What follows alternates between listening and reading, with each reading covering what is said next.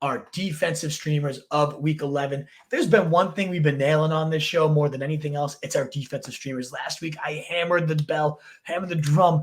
Go get your Colts above everyone, even above the Seahawks, a question I got throughout the week. No, you got to go Colts, and they go with a nice 16-point day. So let's continue on, Wolfpack, and hopefully nail another week of defensive streamers out the park for you. Start with the Detroit Lions, my number one pickup for sure at the position, getting Chicago at home.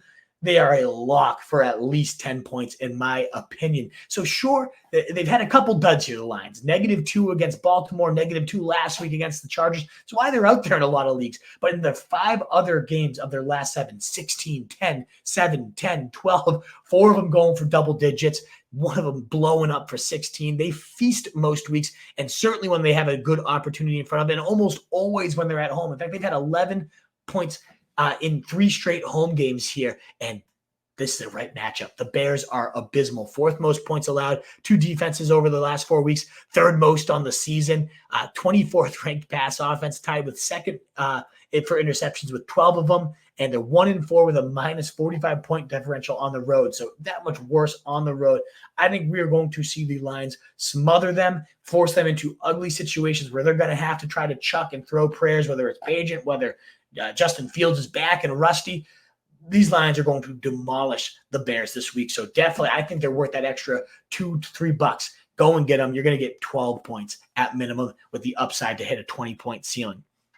After them, this is more of a multi-week play because there's a couple of defenses I'm going to talk about I like a little more than them at this specific week. But the Miami Dolphins, 42% rostered. First of all, the Raiders are not a bad matchup. 9th most points allowed to the position. Aiden O'Connell, he doesn't look like anything special. They've been pretty decent at protecting the rock now that they're just hammering Josh Jacobs 30 times a game and trying to get Devontae Adams going. It's a very conservative, just bleed clock, let your defense make some plays type of offense. So that's the one risk here is that the Dolphins probably won't get a ton of opportunities, but they have a D-line that can definitely get upfield. And their secondary, with Jalen Ramsey now fully healthy, could be one of the best in the leagues for stretch runs. So I could see Miami making some real plays against Aiden O'Connell. But the real thing that I love about them is after this, they get the Jets, 4th most points allowed. Commanders, 7th most points. Tennessee, 13th, but definitely trending upwards in points allowed with Will Levis not looking all that great these last 2 weeks. And then they get the Jets again. So the next 5 games, you got quality matchups for Miami. So you're not constantly playing that rotation and drop a guy to drop another couple bucks on a defense. You can kind of just set and forget these Dolphins these next few weeks, which I did want to shout out there. But I do think the Commanders, if you're just looking at a 1-week rental, 21% rostered, we all know it at this point. Tommy DeVito and the Giants, baby, allowing 14 points per game to defenses in 2023, and that's going up by the week given how bad DeVito's been. League high 54 sacks given up so far this year, and in their last 3 games with DeVito, they've scored just 13 total points. The last 2 games, they've given up 13 sacks and 3 interceptions. It's just abysmal. And the Commanders, I know they traded away their best defensive talent, certainly along the D-line, but there will be plenty of ripe opportunities for whoever's coming in as backups to go tee off against the worst offensive line, the worst quarterback in football right now. Go and get them. The Vikings, 18% rostered. We talked about them a couple of weeks ago. They're the 2nd in terms of fantasy scoring since week 4, behind only the Ravens. They were the number 1 team, but the Ravens continue to climb, and they've been okay. They've been a little lackluster lately, the Vikings have, with 10, 4, and 8 across their last 3, but they had 17, 2, 21, 8.